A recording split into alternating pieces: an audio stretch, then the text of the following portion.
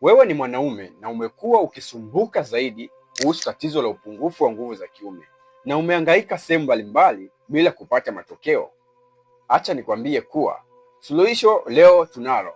Ni kwamba kama unaenda chini ya dakika 5 katika tendo la ndoa, tayari una upungufu wa nguvu za kiume. Lakini kama unaenda zaidi ya dakika 5, unahitaji tu kushauriwa namna ya kuweza kuzitumia nguvu zako vizuri. Mwanaume kamili huenda dakika 30, 20, 15 na kuendelea. Hapo sasa unakuwa uko nganganga au uko ngangale zaidi.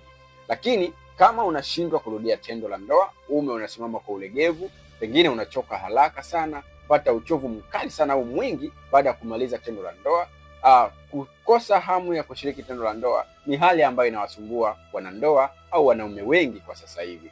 Kumbuka, tumekuandalia suluhisho ambalo litakusaidia kuweza kutibu upungufu wa nguvu za kiume na kuweza kumaliza kabisa tatizo hilo na kukuachia ndoa au mahusiano yenye furaha na tabasamu la asili.